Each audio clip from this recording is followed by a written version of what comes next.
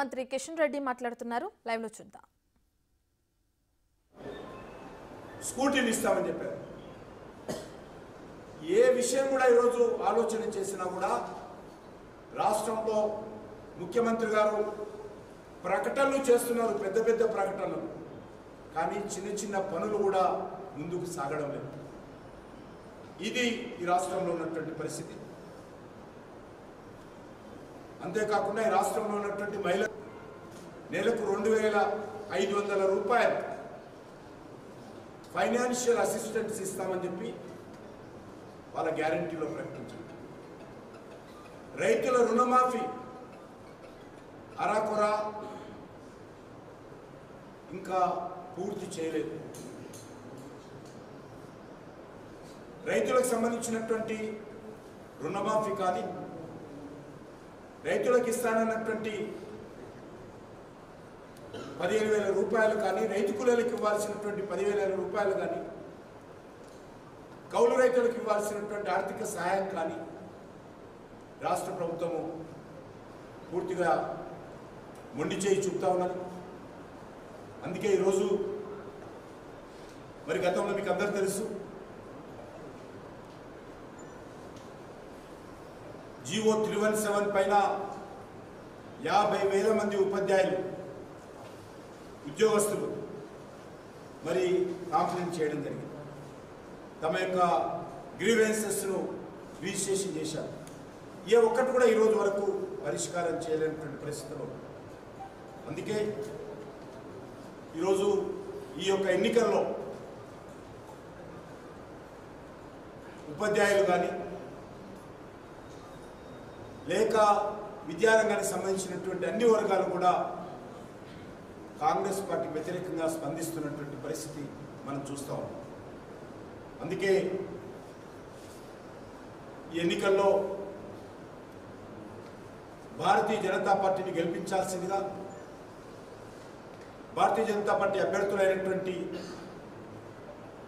నల్గొండ, వరంగల్, ఖమ్మం సర్వోత్తమ్ రెడ్డి గారు చాలా ఈ యొక్క టీచర్స్ యూనియన్స్లో ఉపాధ్యాయ సంఘాలలో చాలా అనుభవం ఉన్నటువంటి వ్యక్తి. అనేక సంవత్సరాలుగా ప్రభుత్వ టీచర్గా పనిచేసినటువంటి వ్యక్తి. అన్ని రకాలుగా ఉత్తమమైనటువంటి వ్యక్తి సర్వోత్తమ రెడ్డి. మరి అజాత శత్రువు, అన్ని ఉపాధ్యాయ సంఘాలతో కలిసిమెలిసి పనిచేస్తున్నటువంటి వ్యక్తి. కాబట్టి ఆయనను ఇక్కడ నుంచి గెలిపించాల్సిందిగా, అదేవిధంగా ఆదిలాబాద్, కరీంనగర్, నిజామాబాద్, మెదక్ నుంచి కొమరయ్య గారు, మల్కా కొమరయ్య గారు, వారు కూడా టీచర్స్ కాన్స్టిట్యున్సీ నుంచి అక్కడి నుంచి కూడా పోటీ చేస్తూ ఉన్నారు. అన్ని వర్గాల మద్దతు కూడా అక్కడ కూడా ఇస్తూ ఉన్నారు. నేను సంగారెడ్డి, పటంచెరు, అసెంబ్లీ నియోజకవర్గాల్లో ఎన్నికల ప్రచారానికి కలవడం కోసం కొంతమందిని వెళ్ళడం జరిగింది. మంచి మద్దతు సంపాదిస్తూ ఉన్నాం. గ్రాడ్యుయేట్స్ కాన్స్టిట్యున్సీ నుంచి కూడా మా పార్టీ సీనియర్ నాయకులు అంజిరెడ్డి గారు పోటీ చేస్తూ ఉన్నారు. కాబట్టి 3 నియోజకవర్గాలు కూడా పోటీ చేస్తున్నటువంటి ఏకైక పార్టీ భారతీయ జనతా పార్టీ. కాబట్టి భారతీయ జనతా పార్టీ ఉపాధ్యాయ సమస్యల మీద పోరాటం చేయాలనేటువంటి చిత్తశుద్ధి మాకు ఉన్నది. కాబట్టి ప్రజలు ఎదుర్కొంటున్నటువంటి సమస్యల మీద శాసనసభలో లేవనెత్తాలనేటువంటి సత్తా ఉన్నది. కాబట్టి మేము ఈరోజు 3 స్థానాలకు పోటీ చేస్తాం. ఏ పార్టీ కూడా పోటీ చేయడం లేదు. అందుకే నేను తెలంగాణ ప్రజలను, విద్యావంతులను, మేధావులను, కవులు, కళాకారులను కోరుతాము, భారతీయ జనతా పార్టీ అభ్యర్థులను ఆశీర్వదించండి. తప్పకుండా తెలంగాణ ఉద్యమకారుల ఆకాంక్షల కోసం, తెలంగాణ అమరవీరుల యొక్క ఆకాంక్షల కోసం తప్పకుండా భారతీయ జనతా పార్టీ రానున్న రోజుల్లో ప్రజల పక్షాన నిలబడి పోరాటం చేస్తున్న విషయాన్ని ఈ సందర్భంగా మనవి చేస్తా ఉన్నాం. మనకు తెలుసు, నరేంద్ర మోడీ గారి ప్రభుత్వం అనేక రోజులుగా ఈ రాష్ట్ర అభివృద్ధి కోసం చిత్తశుద్ధితో పనిచేస్తూ ఉంది. మరి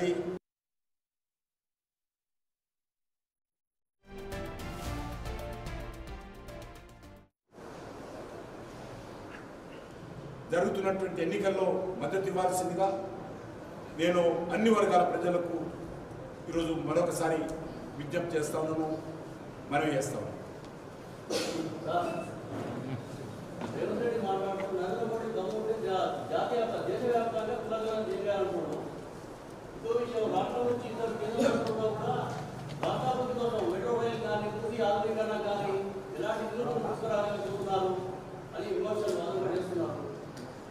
ఇదే పేపరు మన పేపర్కి సంబంధించినటువంటి ప్లానింగ్ మీకుంటుంది.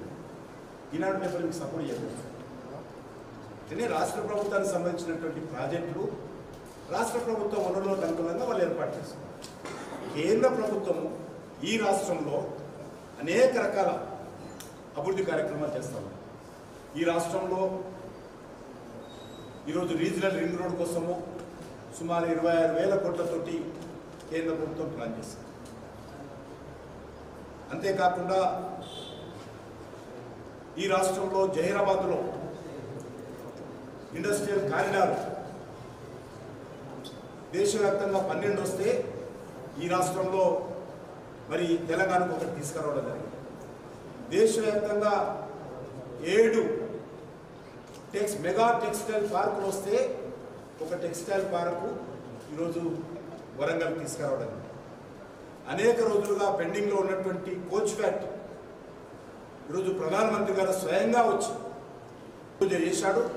వచ్చే సంవత్సరము వరంగల్లో తెలంగాణ గడ్డ మీద రైల్వే కోచ్లు కూడా ప్రారంభమయ్యేటువంటి అవకాశం.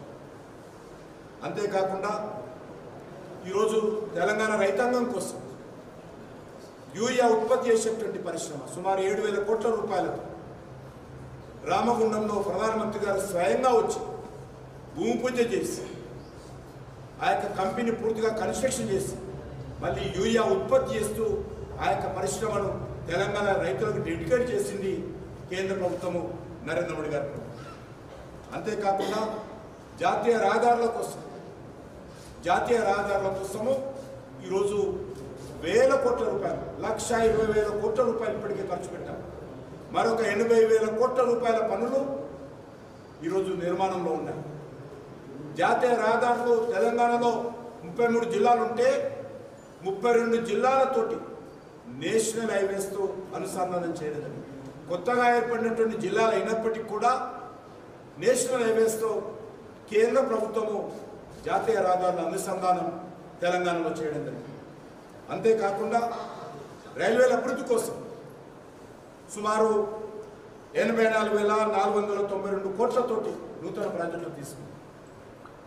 100% రైల్వేల ఎలక్ట్రిఫికేషన్ చేస్తాము. సుమారు 40 రైల్వే స్టేషన్లు ఆధునీకరిస్తున్నాం. సికింద్రాబాద్ రైల్వే స్టేషన్ 720 కోట్లు. మీరు వచ్చే జనవరిలో సికింద్రాబాద్ రైల్వే స్టేషన్కి వస్తే శంషాబాద్ ఎయిర్పోర్ట్ ఏ రకంగా ఉందో సికింద్రాబాద్ రైల్వే స్టేషన్ ఆ రకంగా. మనకు దగ్గర ఉన్నటువంటి చర్లపల్లి కొత్త రైల్వే స్టేషన్ మోడీ గారే భూమి పూజ చేశారు.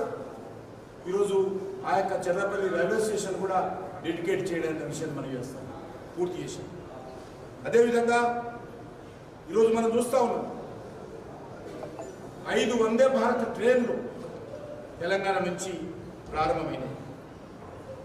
అంతేకాకుండా ఈరోజు తెలంగాణ రాష్ట్రంలో ఉన్నటువంటి అనేకమైనటువంటి మెట్రో రైలుకు హైదరాబాద్లో ఉన్నటువంటి మెట్రోకు వైబిలిటీ గ్యాప్ ఫండింగ్ కింద 1,200 కోట్ల రూపాయలు కేంద్ర ప్రభుత్వం ఇచ్చింది. ఇయలే కాదు. అదే కాకుండా ఈరోజు రాష్ట్రంలో ఎక్కడా లేని విధంగా ఫ్లోటింగ్ సోలార్ ప్రాజెక్ట్ 100 మెగావాట్ల అతిపెద్ద నీటిలో తేలియాడేటువంటి సోలార్ ప్రాజెక్టు తెలంగాణకు తీసుకురావడం జరిగింది.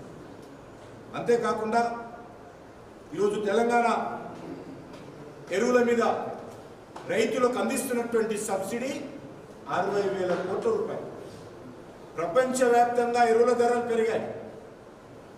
అది ఉక్రెయిన్ రష్యా ఉద్యమం కావచ్చు, కరోనా ఎఫెక్ట్ కావచ్చు, ప్రపంచవ్యాప్తంగా ఉన్నటువంటి ఆర్థిక సంక్షోభం కావచ్చు, అభివృద్ధి చెందినటువంటి దేశాలు కూడా ఆర్థిక సంక్షోభంలో కొట్టుమిట్టాడుతూ ఉంటే భారతదేశంలో స్థిరమైనటువంటి ఆర్థిక పరిస్థితిని ముందుకు తీసుకెళ్తూ ప్రపంచవ్యాప్తంగా మనము ఎక్కువ యూరియా ఇంపోర్ట్ చేసుకుంటున్నప్పటికీ, డిఏపి ఇంపోర్ట్ చేసుకున్నప్పటికీ కూడా ₹1 కూడా పెరగకుండా 10 సంవత్సరాలుగా ఈరోజు లక్షలాది రూపాయలతో ఎరువుల సబ్సిడీ ఇచ్చి ఈరోజు రైతాంగాన్ని కాదుకుంటున్నటువంటి ప్రభుత్వము నరేంద్ర మోడీ గారి ప్రభుత్వం. అంతేకాకుండా కిసాన్ సన్మాన్ నిధి కింద రైతుల అకౌంట్లో మోడీ పైసలు